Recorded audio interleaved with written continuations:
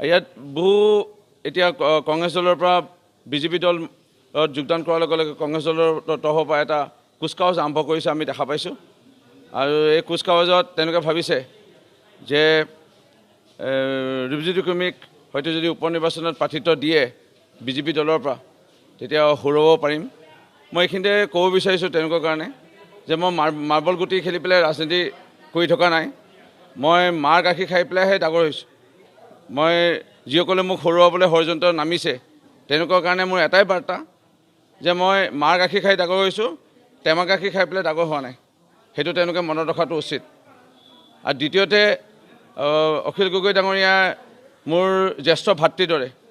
মই বহু তেখেতক সন্মান কৰোঁ আৰু তেখেতৰ তৰফৰ পৰা কালি এটা কোৱা হৈছে যে নিৰ্বাচনত জিকিবলৈ নিদিওঁ বুলি। মই তেখেতে এইটোৱে ক'ব বিচাৰোঁ, ৰাখে হৰি মাৰে কোনে, মাৰে হৰি ৰাখে কোনে। আৰু ৰিপুজিত কুৰ্মী এই কাঁচা খেলুৱৈ নহয়। সেইকাৰণে ৰাজনীতিত মই বহুত পাকৈত বুলি নকওঁ, কিন্তু সমষ্টিৰ ৰাইজৰ আশীৰ্বাদ মোৰ লগত আছে আৰু থাকিব বুলি মোৰ বিশ্বাস।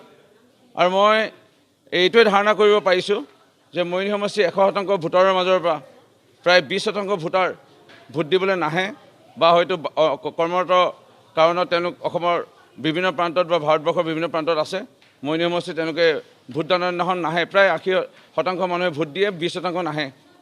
এই 80% যি ভোটদান পৰিব তাৰে 10% হয়তো কংগ্ৰেছ বা কংগ্ৰেছৰ সমৰ্থিত প্ৰাৰ্থীসকলে পাব আৰু 10% হয়তো ৰাইজৰ দল বা সমৰ্থিত প্ৰাৰ্থীসকলে পাব। 60% যদি মই প্ৰাৰ্থিত্ব পাওঁ, 60%তকৈ অধিক ভোট অৰ্থাৎ গৰিষ্ঠ সংখ্যক ভোট পাই পেলাই মই জিকিম, এয়া প্ৰায় নিশ্চিত। তেওঁলোকৰ কাৰণে এইটোৱে বাৰ্তা যে মই আৰু সমষ্টিবাসী ৰাইজৰ কাৰণে যে প্ৰাৰ্থিত্ব পোৱাৰ লগে লগে মই বিজয়ী হ'ম আৰু বিজয়ী হ'লে মই চৰকাৰৰ এজন বিধায়ক হ'ম আৰু চৰকাৰৰ বিধায়ক হোৱাৰ লগে লগে ইয়াত সমষ্টিৰ বহু উন্নয়নৰ কাম কৰিব লগা আছে। এইখিনি কাম কৰি যাব পাৰিম।